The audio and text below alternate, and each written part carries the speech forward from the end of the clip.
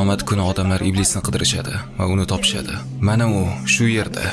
Iblis, xobis, ushlanglar uni. Uni parchalab tashlaymiz. Bu u, hammasiga u aybdor. Keyin ular uning oldiga kelishadi va ular aytishadi: "Iblis, janob katta odam, bizlarni jahannamga yetaklagan sensan. Sen sababli bugun barchamiz jahannamga ketamiz." U aytadi: "Iblisni bilasizlar, qanchalik ayyor ekanligini. Lekin siz uni qiyomat kunida qanchalik ayyor bo'lishini ko'rasiz." U quyidagilarni aytadi: Innalloha va'adakum va'dal haqqi va va'adtukum fa akhlaftukum. Albatta Alloh sizga haq va'dani qilgan edi. Men esa sizga va'da berdim. U va'damga xilof qildim. Alloh sizlarga Qur'onda va'da qildi. Men esa sizlarning ongingiz va qalblaringizga pishirilishni va'da qildim. Alloh aytdi, buning uchun siz jannatga erishasiz. Va men aytdim, bu haqida qayg'urma. Qil buni, qil buni. Bu yaxshi, mazza qilasan. Bu yaxshi. Va'adtukum fa akhlaftukum. Men sizning qalblaringizga pishirladim va men sizga va'da qildim. Xavotirlanma, bu uchun qayg'urma. Sen Allohga quloq solmading, biroq menga quloq solding. Fala talumuni wa lumu anfusakum. Bas meni malomat qilmang, o'zingizni malomat qiling. Kim meni ayblamoqchi?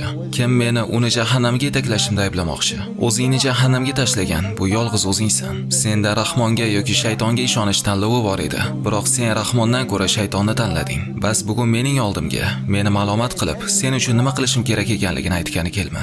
Ma ana bimusrikhikum va ma antum bimusrikhi. Men sizlarni qutqaruvchi emasman. Sizlar ham meni qutqaruvchi emassizlar. Bugun men seni qutqarish uchun kela olmayman. Bugun sen ham meni qutqarish uchun kela olmaysan. Biz ikkimiz shu yerdamiz. Biz ikkimiz shu yerda, jahannamdamiz. Aslida uning shiori nima? Endi biz aka-ukalarmiz. Chunki shayton shuni xohlaydi. U bizni jahannamga u bilan birga tushishimizni xohlaydi. Biz bilamizki, iblis Alloh bilan ahdlashgan va o'zining takabburligi bilan odamlarning ishonchlarini qozonishini va'da qilgan. Ular Allohdan yuz o'girishlari uchun u odamlarni yolg'iz Allohga itoat qilishdan uzoqlashtiradi. Xo'sh, umuman olganda biz bilamizki, iblis bu dunyoda uzoq vaqtlar davomida odamlarning ishonchlarini qozonib yuradi va oxir oqibat ular bu dunyoda Allohga itoat qilishlari yoki qilmasliklaridan qat'iy nazar yaxshilik deb tuyulgan narsalarga erishadilar. U odamlarga umrboqiylikni va'da qiladi. Bu bilan birga axloqsizlikka chorlaydi. So'ng yakuniy hukm qilinganda va Alloh o'z kuchi va nazoratini zohir qilib berganda, o'sha vaqt odamlar iblis ularni aldaganini anglab yetishadi va iblisning o'zi buni tan oladi. Men senga va'da qilgan edim va bu yolg'on va'da edi. Alloh senga va'da qilgan edi va u rost va'da edi. Lekin iblis ham o'zini aybdan himoya qiladi. Chunki endi odamlar buning hisobini biladilar va ular iblisni ayblay boshlaydilar. Sen bizlarni adashtirgan eding. Lekin iblis bunga javoban, meni ayblamang, o'zingizni ayblang deydi. Mening ishim faqat sizlarga va'da berishimdan iborat edi va sizlar itoat qildinglar va ergashdinglar. Shunday ekan meni ayblamang, o'zingizni ayblang.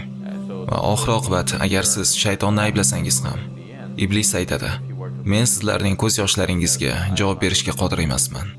Yoki sizlar mening ko'z yoshlarimga javob berishga qodir emassizlar. Va albatta adashgan jinoyatchilar uchun alamli azoblar bordir.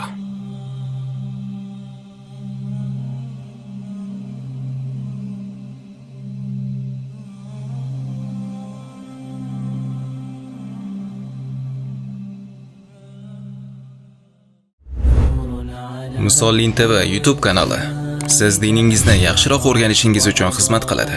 Videolarga like bosib, kommentariyalar qoldirish orqali siz kanalning rivojiga va islomiy videolarning tarqalishiga ko'makchi bo'lmoqdasiz. Kanalimizga obuna bo'ling, videolarimizni yaqinlaringiz bilan bo'lishing va keyingi videolarni o'tkazib yubormaslik uchun qo'ng'iroqchani bosib qo'ying. Va Alloh sizni islomni tarqatishda ko'makchi bo'lganingiz